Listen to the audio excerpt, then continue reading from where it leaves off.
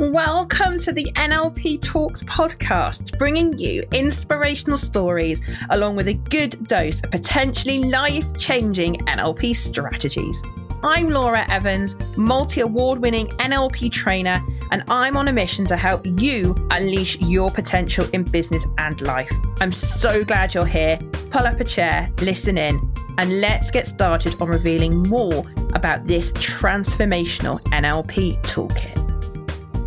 Hey, how you doing? I hope you're really well. Thank you so much for tuning in to another episode of the NLP Talks podcast with me, Laura Evans, your host. And I can't wait to reveal today's guest is the lovely Lesley White. Now, Lesley is an accountant by trade and is the first to admit that she really was quite a skeptic when she first came to do NLP with me. Lesley suffered massively with imposter syndrome, something I could relate to, and I'm sure many of you can too. She'd over the years read nearly every single self-help book she could get her hands on or listen to, and she'd including a couple of NLP ones, but she couldn't find the fix that she was looking for with this imposter syndrome. Her husband even said to her, well, maybe this is just life. And Lesley was not willing to accept that. And so she found this podcast. She heard all the episodes, she heard how other people had changed their life, and she wanted a slice of that for herself. Despite being a skeptic, she threw herself into it and came on the NLP Practitioner course.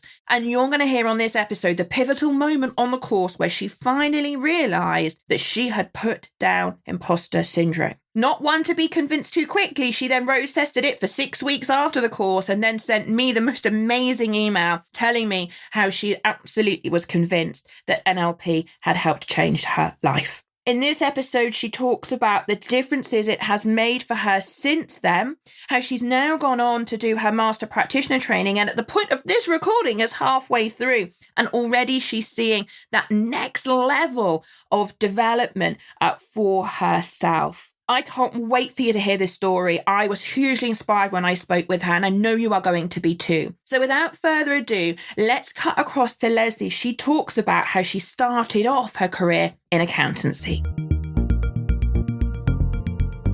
I came to accountancy quite late. I didn't actually find it until I was 30. So if you think most accountants, they go straight from school, I was always running 10 years behind. But I loved it when I got into it. And as soon as I'd qualified and I got my practicing certificate, I wanted to go into, to have my own business. And I've got a fantastic business partner. And so we set up together.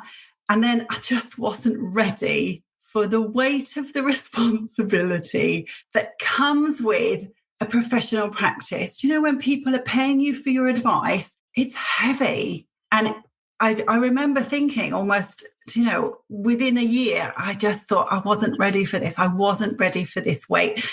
And it did, I found myself getting quite stressed, quite anxious.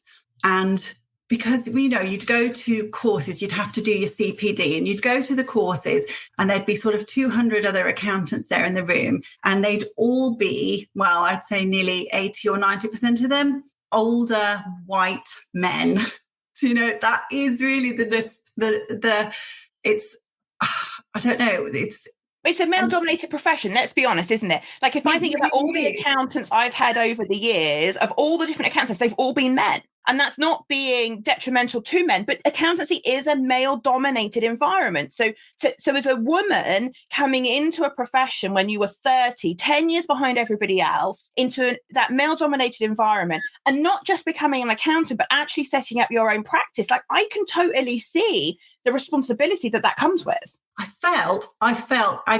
mean, it was one of my favorite phrases that I've got imposter syndrome, and I never quite felt good enough. I never felt sort of clever enough. I just felt that at any moment somebody was going to say, you're a silly little girl, just get out of here. You can tell that you're not a proper accountant, which is just, but I just carried it with me. And it was a bit of a joke between me and my business partner.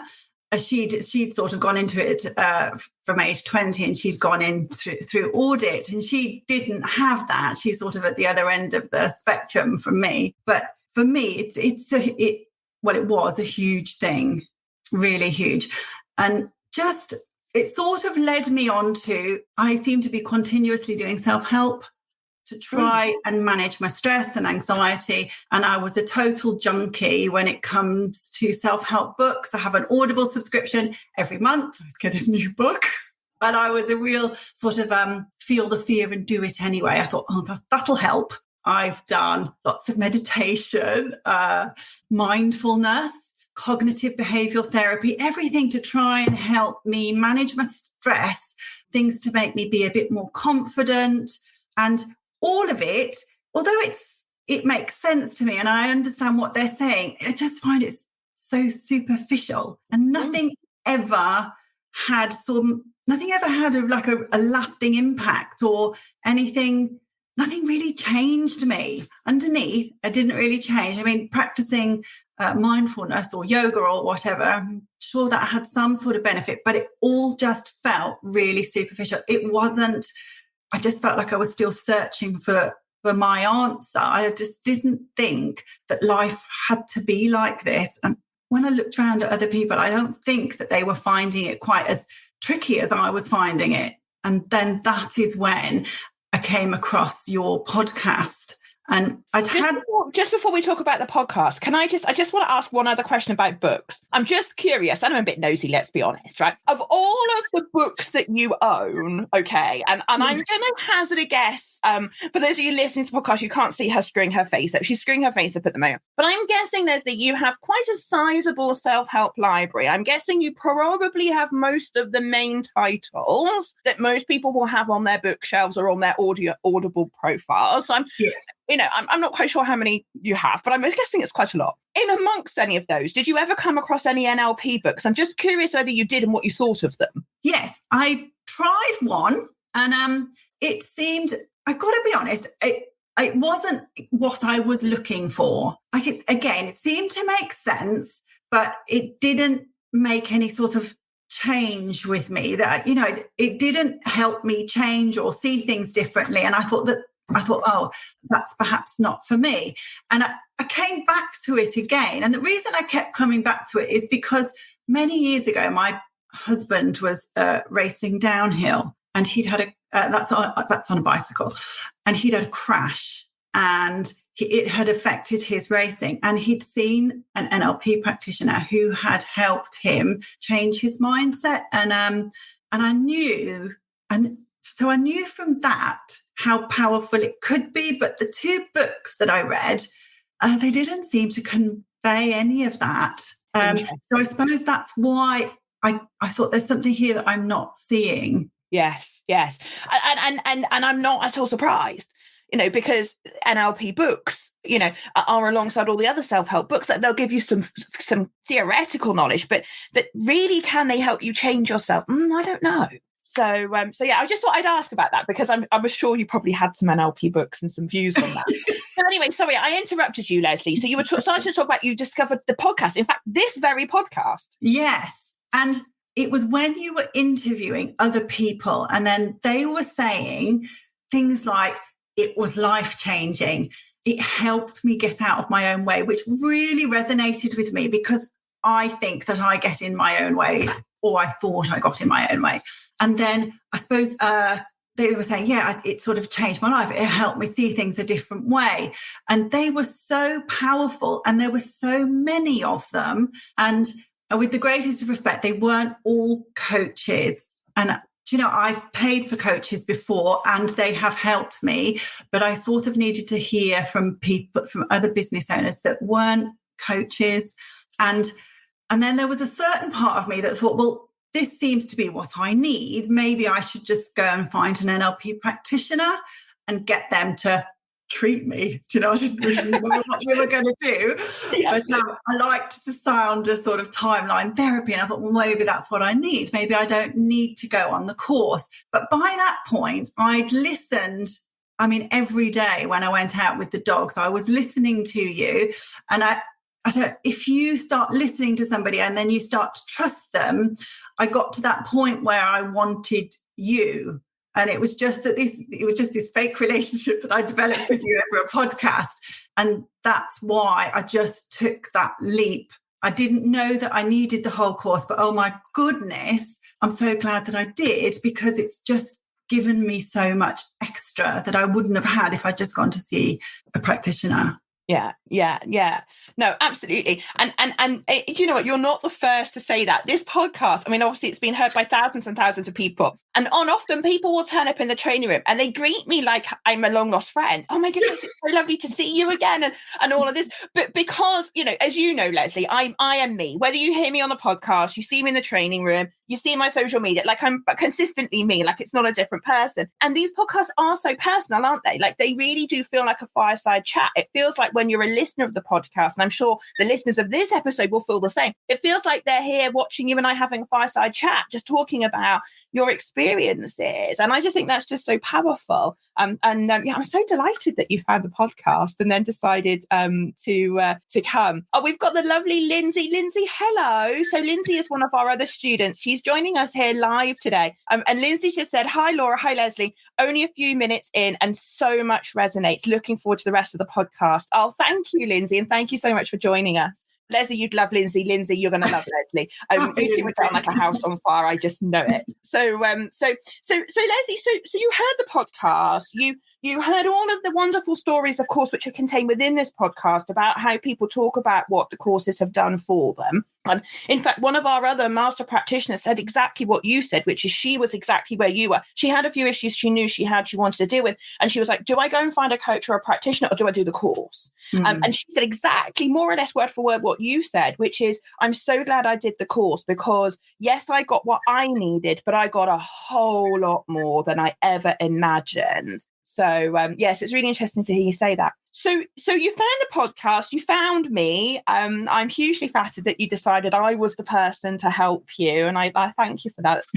And so I'm just curious. So I know, you know, a lot of our students will come to us because they want to be coaches. And I'm really glad. And I said this, by the way, to Lesley before we started. I'm really glad she doesn't want to be a coach, because my podcast is full of coaches. And I love all our coaches, don't get me wrong. But you don't have to be a coach to get value from NLP. And so Lesley is a great person to come and talk about this. So Lesley, when you finally rang the lovely Lynn, you didn't book all the courses in one go. You just booked NLP Practitioner. So just the first certified course. Yeah. And I'm just wondering, what was your thinking around that in terms of what were you hoping to get out of the course when you booked it? I suppose I think I'm always a little bit looking for the thing that's going to fix me. So I suppose that was my number one.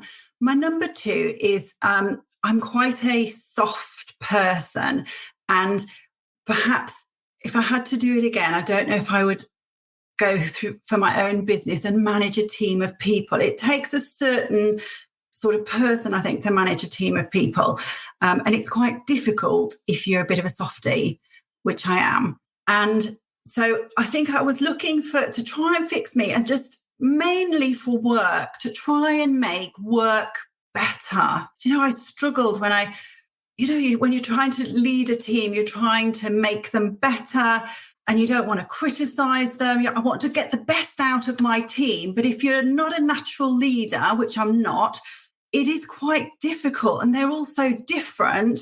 And my business partner, we said, with an enormous amount of love and respect for Devinda, she's completely the opposite. She's just got the thickest skin. So somewhere, if I'd let her manage the staff, we'd have no staff. So, I kind of really struggled there. And in fact, before I came on the course, I did just sign up for just a regular coaching session to just try and help me get the best out of my staff. I knew that I wasn't. And I just felt that my business could be better, but I just didn't know. And I knew it was me. I knew I was getting in my own way, and I just didn't know how to fix it. Absolutely. No, that's so useful to know for the context, of course, of the conversation we're about to come on to have. So yeah, she's laughing because, of course, she and I know what's about to come. So, and if you're a listener here at the podcast, stay tuned, because I think you're going to love the rest of this. So Lesley, let's talk then a little bit about the practitioner course. So obviously, I don't want to go through the whole course in detail, but I think, without wishing to speak out of turn, I think you probably arrived when you first booked a bit of a skeptic. Yes. So you were kind of with us, and you knew you wanted to get over your own way, and you'd convinced yourself, you thought I was the person, and the NLP and this version of NLP was the one for you. And I'm just curious, as someone that arrived on the course as quite a skeptic, I'm wondering kind of what that was like for you as an experience, given some of the techniques, of course, that we do. And, we get going at quite some pace on the course, don't we? Like, it's quite full on. Yeah. So I'm just wondering, perhaps you could share a little bit with everybody about what that was like. I came on the course desperately wanting it to work, but afraid that it wouldn't. Do you know, I really did. And it was, and whilst there's quite a lot on the course that you learn that's really practical and easy to get on board with, and you just think, just communication. I mean, that was one of the big things that I struggle with my staff. So lots of that was really useful, fantastic stuff that I'd never come across before. And I could get on board with some of that straight away. Some of it is a little more out there. And I have to admit that so bearing in mind the course started on Sunday, on Thursday, I went into timeline therapy still believing that it wasn't going to work. So I was really a long way in. I mean, lots of what you said made sense, and I was engaged with it, but I was absolutely taking a leap of faith. And the way that you do it is a master practitioner came in that day, and the guy that was assigned to me was a quantity surveyor. And I remember thinking, with lots of love and respect to all the coaches out there, I remember thinking, well, he's a quantity surveyor. If he believes this, it must be true. But I was thinking that I really thought, I can remember walking behind him and thinking, I want this to work. I'm so afraid that it's not going to. And even when I saw it happening in front of me, I thought, he's making it up. Do you know? And it wasn't until I sat there and I experienced it. And I remember saying to him, I feel like I've got a massive stone in my abdomen and it's like really heavy. And I feel like I carry the weight of the world around with me. And I want to get rid of that. And then when he did it, it was physical. I mean, I could feel it. I felt like I'd had like a sort of a bolt to the chest. It was. And then I knew it worked. And I was like, okay, let's go. This is fantastic. Bring it on. But I was so relieved. I could have cried afterwards because such a big part of me was so frightened that this wasn't, I don't know, it was all rah-rah. And yes, but I think you raise a really valid point, because there are a lot of people out there that do what I call the more rah-rah-y NLP, and that sometimes works for some people and it sometimes doesn't for others. And I can totally respect someone having that view that goes like, is this going to last? Is this just like a weekend thing and I'm going to walk off the end of this course and it's all going to go back to normal? Like, have I actually changed? And have I actually gone, or have I just, been brainwashed, and I just think it's gone because someone's told me it's gone, and actually has it really gone? Like, and I totally can appreciate that, that's a big, a big thing, isn't it, for people? Because you almost don't want to believe it, but you do want to believe it. It's a very bizarre place to be in, isn't it? It's like nothing that I would have ever thought possible. And when I came out of that, I mean, the euphoria I felt, I don't think I've ever felt that happy before. I really felt like I was floating. I remember going and filling up my car with petrol and just beaming at everybody and thinking, they must think I'm really weird. But I was just, for 24 hours after, I was just on cloud nine. I just couldn't believe how different I felt.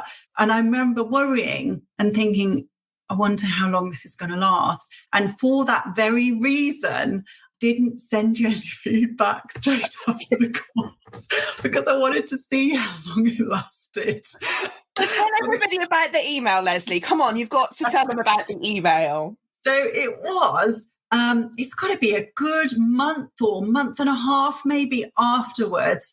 And I thought I really must email them and just say thank you. And so I was writing you because what had happened is, like, it had lasted. The euphoria fell away. I couldn't have maintained that level of excitement. No. But I felt like just this content piece capability that I just never had before. And it was about, I suppose, 6 weeks after the course, and we had an ICAW visit, which is like a huge, it's almost like they come in and they audit the practice to make sure you're doing everything that you should be doing. Very stressful. It's a bit like the teacher coming in and marking your work. And she came in and she was very nice and everything. But towards the end of the day, we were chatting and it was a little bit more familiar by that point. We'd basically passed the visit. And my long-suffering partner, Devinda, said to this ICAW lady, she said, "Oh, Lesley's got terrible imposter syndrome."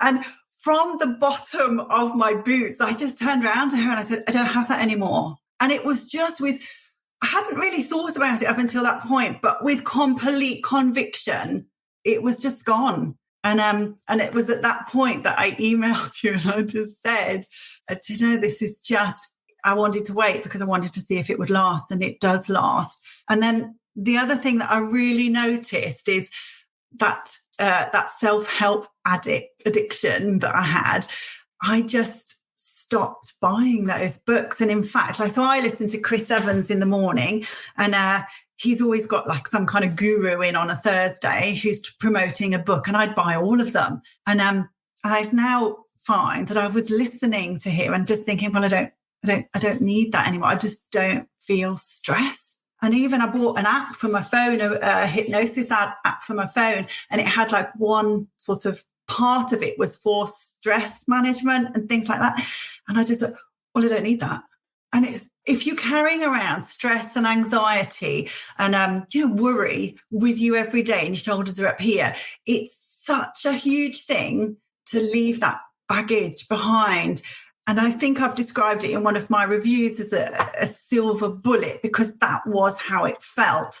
And I just want to quantify that a little bit, because I don't believe in silver bullets. I don't believe, if it sounds too good to be true, then I think it probably is. And I'd give it a wide berth, because there is a lot of work that I put in up until that Thursday. I put in a lot of hours and a lot of effort. Mm. So although it felt like a silver bullet, and I walked in one person and walked out completely another, not another person, but I just left all my baggage behind in that room. And it felt instant, but it wasn't really. I had put in the effort. So yeah, it's massive. It's massive. I mean, if you think about our practitioner course, like we ask you to do quite a significant level of pre-work before you're even allowed to come. So 50 to 60 hours worth of pre-course study. You have to make sure you pass the open book test. And the reason we do that is to ensure everybody does the pre-course study, because if there was no test, no one would do the pre-course study. So you've actually already invested 60, maybe 65, maybe even 70 hours worth of time before you even step into the training room with me. And then, as you say, we start on a Sunday. So this was on the Thursday. So you'd had Saturday, Sunday, Monday, Tuesday, Wednesday, Thursday. So you were on day 6 of the intensive training. And so it's a huge amount of work. And although those preceding 5.5 days, 6 days before you got to timeline therapy, you were still in that skeptic mode and still not sure whether this was really working. I know from having supported you and many, many, many other people in your situation on our courses, even when you sit there and you're like, I'm not sure if it's worked, I know it shifted something. And so what will have happened is during those, 5.5, 6 days leading up to timeline therapy, you will have what we call loosened the problem. So, and we see this a lot, and I'm just going to talk a little bit about this for the benefit of the podcast listeners. But when I'm coaching people and when we have people on our practitioner course, it's almost like people come in with their problem, in Leslie's case, her imposter syndrome, come in almost holding on to that problem with both hands, because it's become part of their identity. It's become part of who they are. And there's almost a piece of us that goes, I don't actually know who I am without it, because it has dominated your life for so long. And there is that fear, that nervousness about actually, can this actually happen? Will it happen? And I know what it's like on those preceding 5 or 6 days. You see other people around you changing and you kind of go, oh my goodness, it's working for them. Oh my goodness, it's working for them. Or is it working for me? I don't know. Maybe it's working for me. Maybe it's not working for me. I don't really know. But you're a very diligent student, like all our students are, and you just keep taking everything I throw at you. And you'll go, okay, next exercise, next exercise, next exercise. But those exercises, the course is very carefully crafted, because what it does is it starts to loosen the grip on the problem, which makes timeline therapy work so well. Like we don't have to, and I say this on the course, don't I?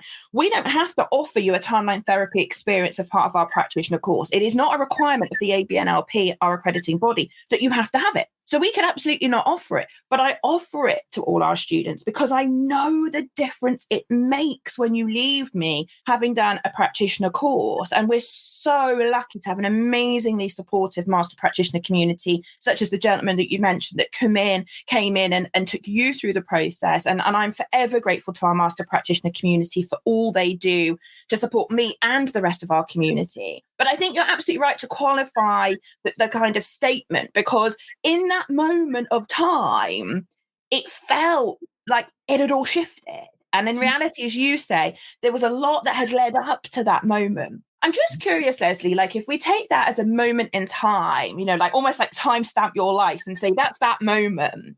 I wonder, like, if you could guess, like, how many years do you think you'd had imposter syndrome before you got to that point? Like, if just like roughly, like, how many years do you think you'd had it? So certainly since I'd been in practice, I'd been in practice 10 years and I'd not felt brilliant. But then it's probably gone back further. It's probably gone back further than that. But at least 10 years. Let's just take 10 years as a ballpark figure. So for at least 10 years, you'd been suffering with this weight of responsibility and stress and anxiety and all of these things, the fear of being caught out and someone telling you that maybe that you're this little girl that doesn't need to be doing accountancy anymore and on your way, little girl, and all of that. And you'd carried that for 10 years. Every single day for 10 years. And for those people that haven't done the practitioner course, we do timeline therapy in an afternoon. The actual process per student takes about an hour and a half. And let's say 2 hours for the sake of it, right? Let's round it up to 2 hours.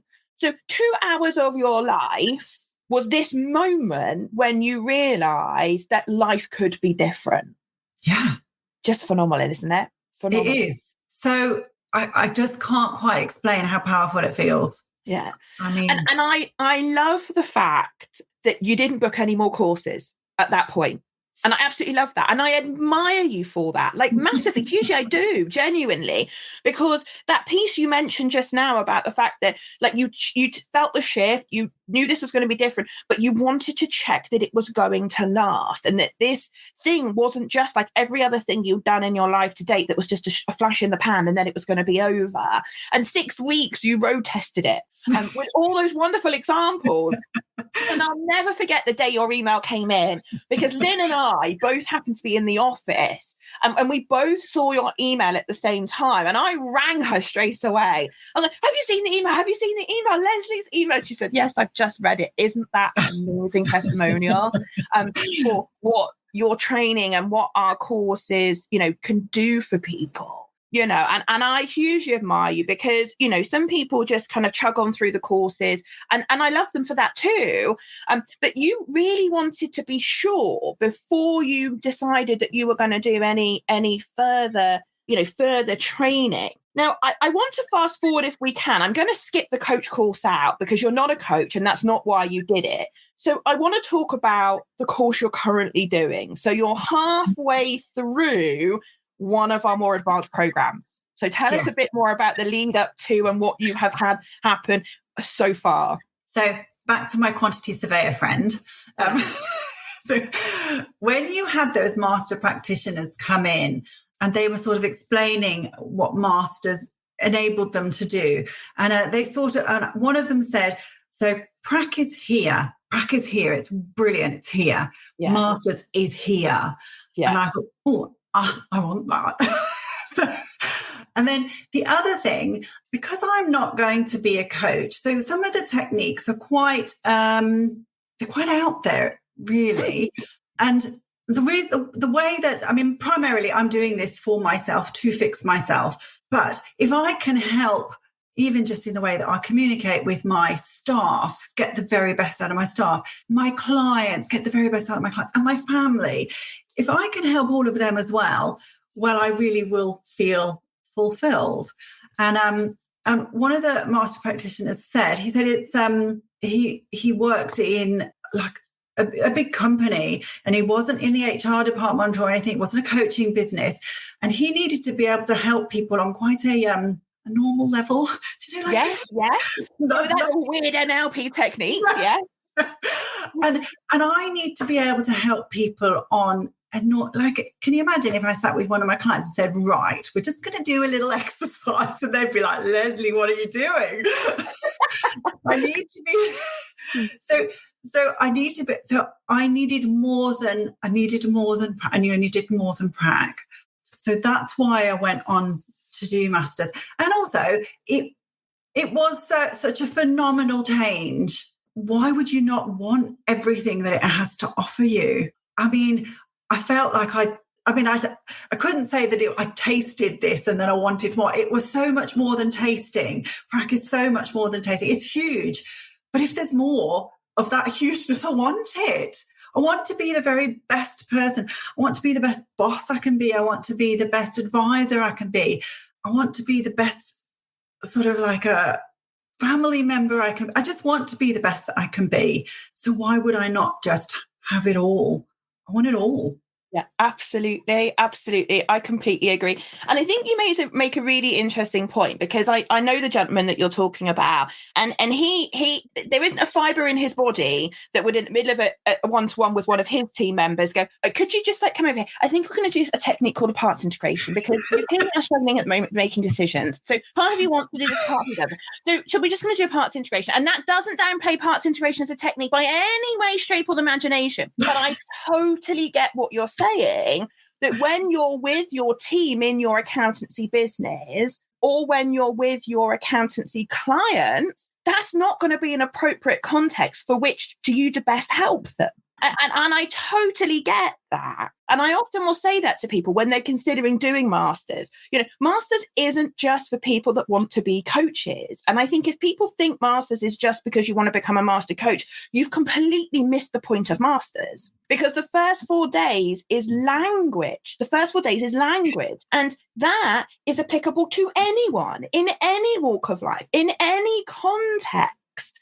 And I know the gentleman you're talking about uses those language skills a lot in his job. And I'm guessing, you've already seen that, because so at the point of recording this episode, you're halfway through Master Prac. Okay. So just for those listening to this podcast, our Master Practitioner Program is split into 2 sections. So you do a week, and you go away for a month, and then you come back and you do the second week. So we've got Lesley here with us today, right smack bang in the middle. So she's done week 1, but not yet done week 2. So again, a lot of our other podcast guests you've heard on this podcast have all done the whole thing. So this is a really wonderful, unique part of the process, because Lesley's right in the middle. So she's learnt a load of language stuff. We'd rattled a huge amount of stuff for her personally in week 1.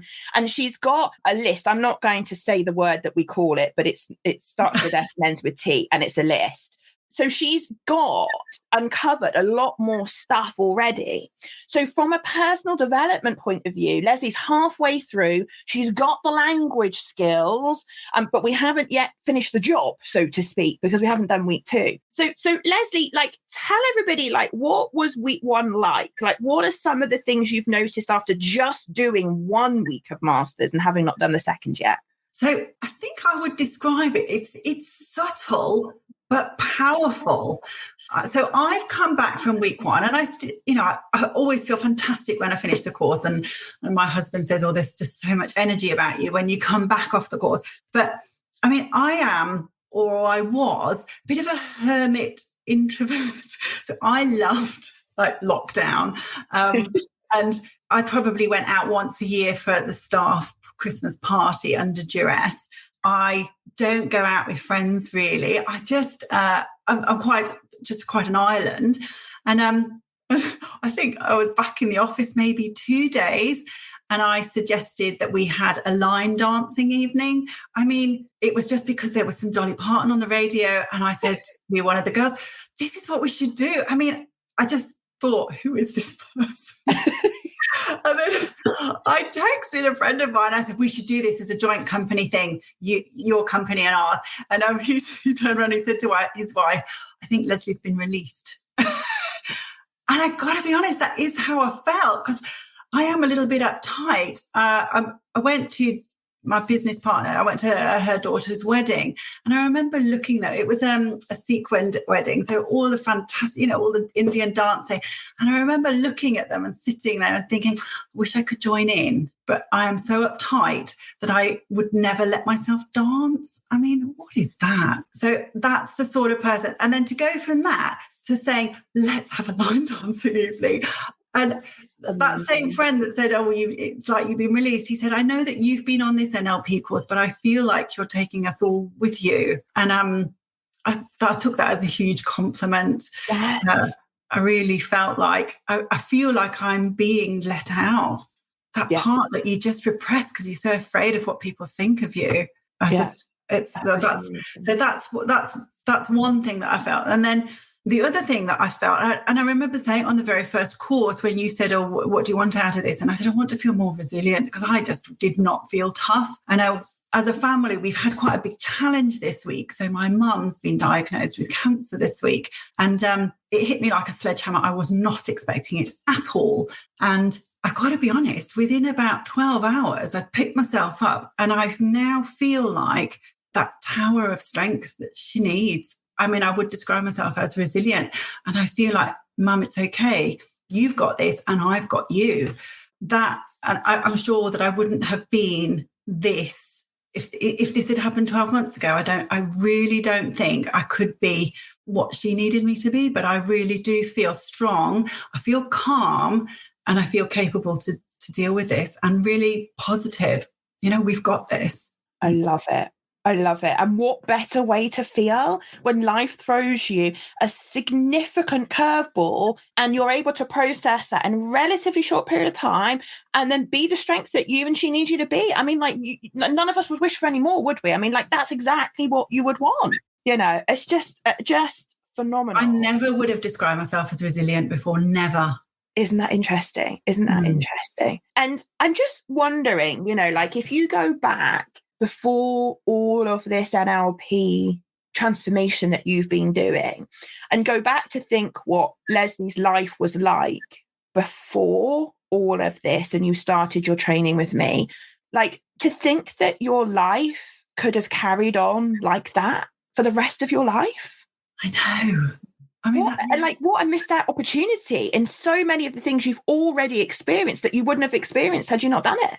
I want to shout it from the rooftops, really, because if you are responsible for a group of people at work, or if you're in some kind of social care, or if you're in an HR department, or even if you're just looking after your kids, if you're somehow a person of influence over other people, then you just have to do this because it would take. I remember describing it to sort of Devinder's daughter, and I know that she's going to be, do so well in her career. And I sort of said, you might go from here to here, but if you do this course, this is going to take you from here. And it just turns that curve. You're just going to get there so much faster. And it's just so important. It's so important if you're looking after people of any kind. It's so important. And just yourself. Absolutely. And that was the biggest shift I noticed first. Yes, I did it because I wanted to help other people. I wanted to be a better manager, a better coach, on all of those things. I never expected on a course like this, when I signed up to my prac course, to get the personal shifts I did. Like not in a million years. And I always laugh, and you'll remember me saying this, at the beginning on day one of our practitioner course, and I go around the room and I say to everybody, could you just tell us who you are and just a couple of lines of what you're looking to get out of the course? And everybody always gives me what I call the safe problems. I'm here because I want to be a better communicator, and I'm here because I want to be a better presenter, and I'm here because I want to be a better coach. And I sit there and I listen to everybody on day one, and in my head I'm going, yeah, you'll get that and you'll get a lot more. Yeah, you'll get that and you'll get a lot more. There isn't anything anybody says these days to me on those introductions on day ones that causes me any kind of concern or upset in any way, shape or form, because I go, yeah, well, let's do it then. But you've got to want to do it. I think that's a big thing. You had spent many years grappling with this imposter syndrome problem, and so you were so ready to shift it. Yeah. And I'm a great believer that NLP finds you when you're ready. I mean, well, often all of us, and I'm sure you as well, sit here and say, I wish I'd found this years ago. Yeah, I kind of do. But I also appreciate, I think at that point, I probably wouldn't have been open or ready for it. I don't know. What do you think? I think you're right. And I remember saying to my husband that I'm looking for something. I'm looking to fix myself. And he said to me, what you're talking about, that's just life. That you're carrying around with you, that weight that you're carrying, that's just life. And I thought, but I don't want that. And as it turns out, I don't have to carry it around with me. You absolutely don't. You absolutely don't. So, Lesley, I'm just wondering, having obviously gone through the wonderful story, that is your transformation, I'm wondering, if someone was listening to this podcast episode and, they've kind of maybe stumbled across NLP or me or this podcast or whatever, and they don't aspire to be a coach, because we have loads of coaches, wonderful coaches in our community. And the lovely Phil is here with us today as well. Hi, Phil, welcome. And thank you for being with us. Some wonderful coaches in our community. But Lesley, if someone was listening to this podcast right now and they had imposter syndrome or some other big thing that was holding them back, and they don't want to be a coach, they've no aspiration to help other people, and they were thinking about maybe doing prac or even masters for that matter, what, honestly, and I don't want you to say because I'm here, but honestly, what's your view on that? What would you say to them? If you're even thinking of it, I would just urge you to just take that leap of faith. It is so powerful. It is so life-changing. And I know that sounds like a cliche and it's sort of bandied around, but I feel so completely different. It is, you just put that baggage down and it just stays down. And just think how much better your business would be or your relationships would be if you could just get out of your own way. It's so powerful. Please just book it.